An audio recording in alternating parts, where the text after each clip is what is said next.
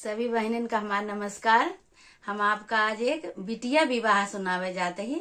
बहुत ही पुराना, बहुत ही मार्मिक ब्याह है। हमका कमेंट करके बतावे कि आपका ये सब ब्याह कैसे लगा। चुटकी भर सिंदूरा महंगे भैले बाबा, चुनरी भैल मोल।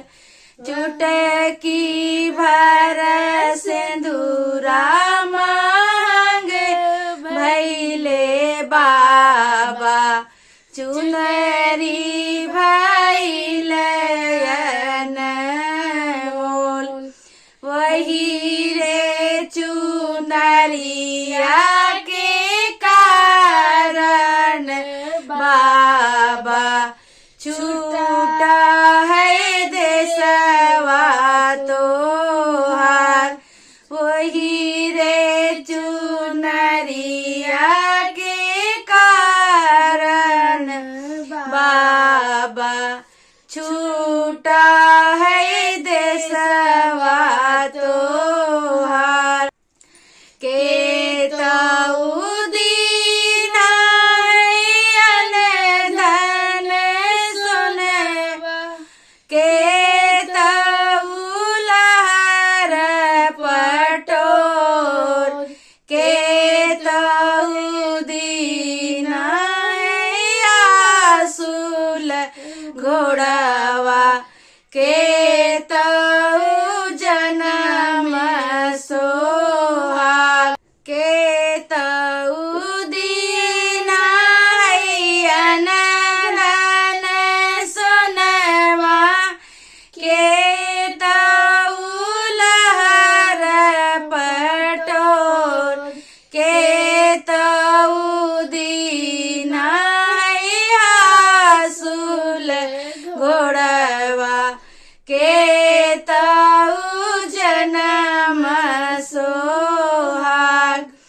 बाबा ने दीना अन धन सोनवा, माया ने लहर पटोर।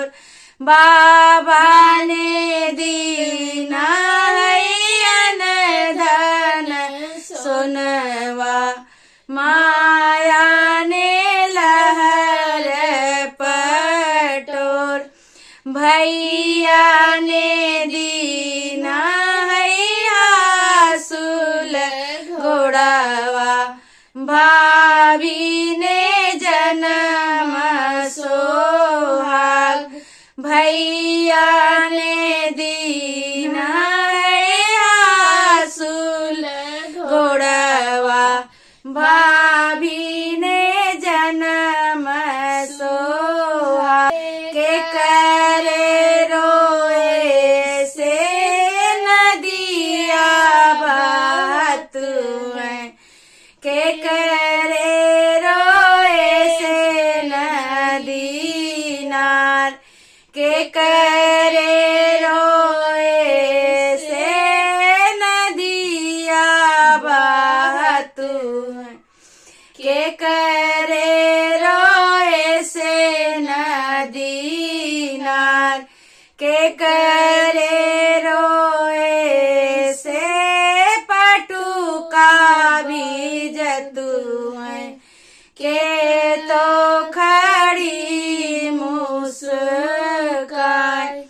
के करे रोए से पटुका भी जतु है, के तो खड़ी मुस्कान। बाबा के रोए से नदिया बात है, माया के रोए नदी नार। बाबा के रोए से नदिया बहत है, माया के रोए नदी नार। भैया के रोए से पटुका भी भी जतू है, भाभी खड़ी मुस्कान, भैया के रोए से पटु का भी जतू है, भाभी खड़ी मुस्कान। अगर आपको ऐसे ही गाने भजन कीर्तन सुनना है तो मेरे चैनल को सब्सक्राइब करें और बेल आइकन को प्रेस करना ना भूलें। धन्यवाद।